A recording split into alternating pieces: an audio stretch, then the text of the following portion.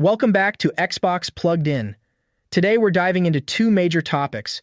First, we'll discuss the possible loss of exclusivity for Indiana Jones and the Great Circle and what that means for Xbox fans. Then we'll tackle the ongoing debate about whether Final Fantasy XVI will ever come to Xbox. Let's get into it. The recent news about Indiana Jones and the Great Circle potentially losing its Xbox exclusivity has sparked intense discussion within the gaming community. This game, developed by Machine Games, is highly anticipated as a major Xbox and Game Pass exclusive for 2024. However, according to multiple reports, this exclusivity might be short-lived, with a PlayStation 5 port expected in the first half of 2025. This move seems to align with Microsoft's evolving strategy, one that is increasingly focused on growing their gaming ecosystem rather than maintaining strict exclusivity. From a business perspective, this approach makes sense. Xbox is clearly trying to broaden the audience for its first-party titles and maximize revenue potential. The more platforms a game is available on, the more players can experience it, which in turn increases sales, player engagement, and the game's overall success.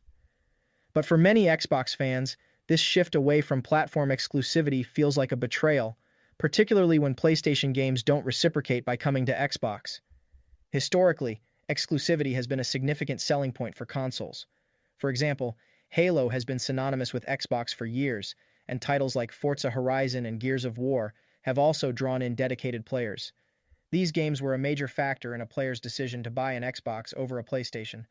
But with Microsoft now allowing some of these previously exclusive titles to be ported to other platforms, it raises questions about what exclusivity even means in the current gaming landscape.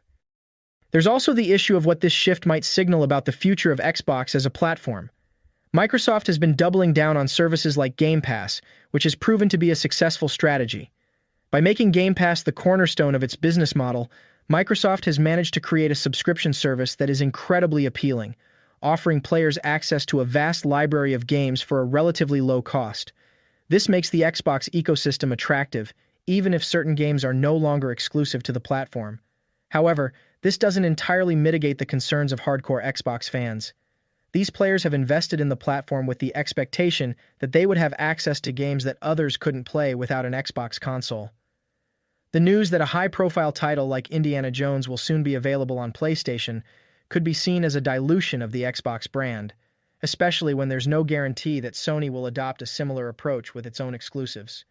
The controversy around Indiana Jones and the Great Circle also highlights the broader challenges of maintaining exclusivity in a market that's becoming increasingly global and interconnected.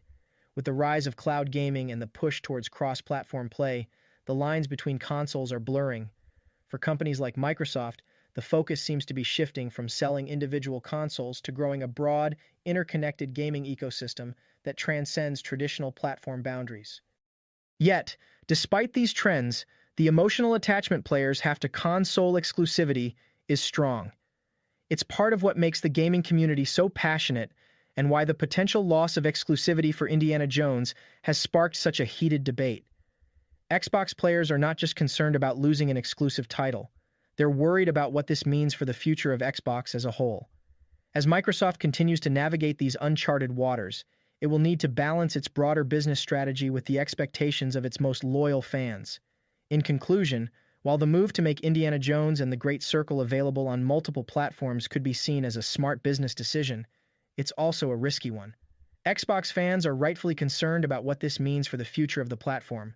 Microsoft's strategy of focusing on ecosystem growth over traditional exclusivity might pay off in the long run, but it's clear that it's a move that will need to be carefully managed to avoid alienating the very players who have supported Xbox from the beginning.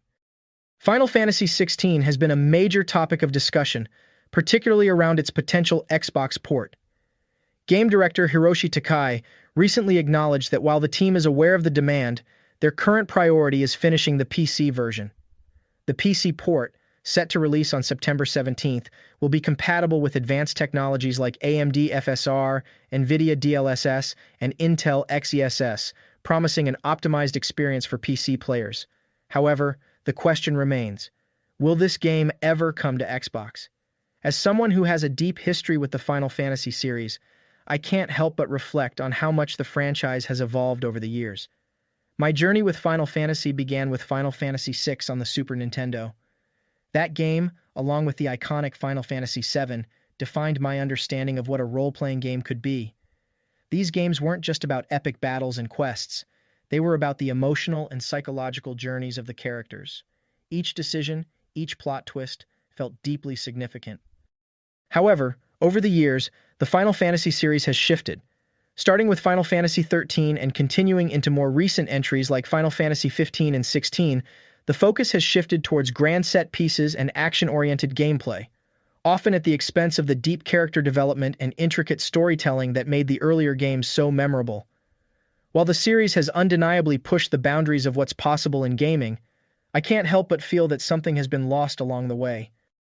This brings us to Final Fantasy XVI. The game, while visually stunning and narratively ambitious, feels like a departure from what made the series so special in the first place.